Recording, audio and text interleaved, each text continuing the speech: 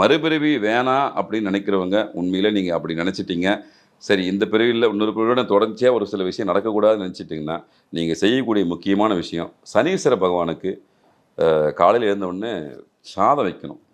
எந்த மாதிரி சாதம் வைக்கணும்னா அதான் ரொம்ப முக்கியம். உணவு போடக்கூடாது. நீங்கள் நைட்டில் கொஞ்சம் சாதத்தை மீத்து வச்சுட்டு, அந்த சாதத்தை ஒரு கைப்பிடியில் எடுத்து அவருக்கு வைக்கணும். பழைய சாதத்தை தான் வைக்கணும். கர்மாவை கழிக்கக்கூடிய ஒரு முக்கியமான பகவான், கர்மகாரகனே சனீஸ்வர பகவான் தான். ஒரு பிடி உங்கள் கையால் கண்டினியூவாக வச்சுட்டு வந்தீங்கன்னா, உண்மையிலே அவர் மனம் இறங்குவார். உங்களுடைய கர்ம பதிவை பார்த்துனே வருவார். ஏதாவது ஒரு வாய்ப்பு கிடைக்குமா அப்படின்னு பார்ப்பாரு. அந்த வாய்ப்பை அவர் நினச்சா ஒரு செகண்டில் உருவாக்கிடலாம். ஆனால் அதுக்கான வழிமுறையை சித்தர்கள் ரொம்ப எளிமையாக இந்த விஷயம் சொல்லி போயிருக்காங்க. வேறு எதுவுமே செய்யாதீங்க. வீட்டில் பறவைகளுக்கு உணவு போடு. குறிப்பாக காக்கைக்கு இந்த பழைய சாதத்தை வச்சுட்டு வாங்க.